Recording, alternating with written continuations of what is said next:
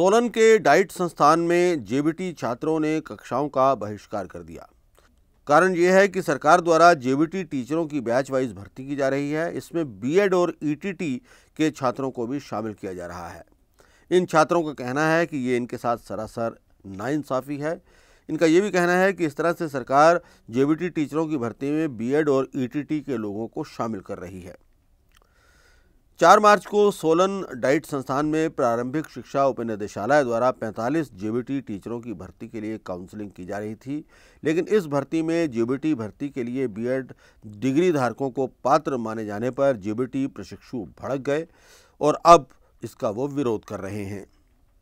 Diet संस्थान सोलन की JBT प्रशिक्षु निकिता ने बताया कि प्रारंभिक उपनिदेशालय द्वारा जेबीटी की जो बैच वाइज भर्ती की जा रही है उसमें सिर्फ जेबीटी उम्मीदवारों का ही हक है, लेकिन वहां पर बीएड उम्मीदवारों को भी लगाया जा रहा है। उन्होंने कहा कि अभी कोर्ट में मामला लंबित है, बावजूद सरकार इसमें भर्तियां कर रही है।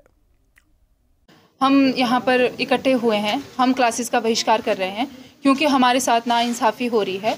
हमने परसों देखा कि यहाँ पे बीएड की काउंसलिंग हो रही थी, डीएलएड की काउंसलिंग हो रही थी और उनमें बीएड प्रशिक्षक भी थे और ईटीटी वाले भी थे, विजुअल इम्पेयर्ड वाले भी थे। मतलब इतने सारे इन्होंने इकट्ठे कर दिए हैं। डिग्री डिप्लोमा में कोई फ़र्क नहीं है और इन्होंने बोला कि बीएड वाले इस काउंसलिंग में आएंगे और बीएड वाले परसों आए थे। इवन हमने देखा कि ईटीटी वालों ने भी इसमें जो है वो भाग लिया। तो इससे साफ साफ हो रहा था कि जो बीएड का बैच चला है वो 1999 का चला है और जबकि जो हमारा चला था वो 2011 का चला था। तो इस हिसाब से हम 12 साल पीछे चले गए हैं और सीनियरिटी वाइज भी वो लोग हमसे आगे हैं। और इतने सालों में, आज 2023 चल रहा है, तो इतने सालों में कुछ ना कुछ तो उन्होंने क्वालिफिकेशन और ली होगी।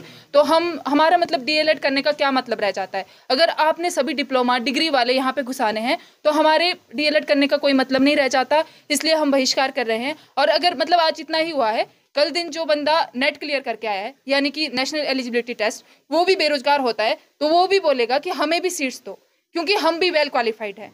तो इस प्रकार से वो भी यहाँ पे आके हमारी सीटें मांगेगा। तो मतलब डीएलएड करने का मतलब क्या रह जाता है? हमें प्रशिक्षित किया जाता है, यहाँ पे ट्रेनिंग दी जाती है कि हम छोटे बच्चों को पढ़ाएंगे। बीएड एक डिग्री है, ठीक है, वो बड़े बच्चों को पढ़ाते हैं। तो मतलब हमारे डीएलएड करने का यहाँ पे कोई मतलब नहीं रह जाता, ना ही हमारे यहाँ पे आने का मतलब रह जाता है। हम 2 साल बाद जब यहाँ से निकलेंगे तो हमारे पास क्या होगा? वो टेट भी इजीली क्लियर कर पाएंगे क्योंकि उनकी क्वालिफिकेशन हमसे ज़्यादा है। वो ग्रेजुएट है, यहाँ पे बच्चे +2 वाले भी हैं। तो हमारा और उनका कोई मेल नहीं है अगर एक हिसाब से देखा जाए। तो फिर हमारी मांगे यही हैं कि हमें जस्टिस दो। मैं डीएलएड शिक्षु हूँ यहाँ पे और हमारी मांग है सर, अभी काउंसलिंग हुई यहाँ पे बैच वाइज भर्ती की, सोलन में ही हुई है, अभी परसों ही हुई है। और उसमें हमने देखा कि बीएड ईटीटी सभी को एलिजिबल कर दिया है यहाँ पर बैच वाइज में भी, जबकि बैच वाइज का जैसे कि आपको पता ही है बैच चला है बहुत पीछे 1999 और 2000 के बीच का। और दूसरी बात है सर, जब जो हमारा कोर्ट केस चला हुआ है, ये सुप्रीम कोर्ट में पेंडिंग है केस, उसका भी नतीजा आना बाकी है। और जो टेट हुआ था अभी सर पीछे, उस पर भी जब बीएड धारकों को एलिजिबल कर दिया था जेबीटी टेट देने के लिए, उस पर भी स्टे लगा हुआ है और वो भी नहीं हो पाया।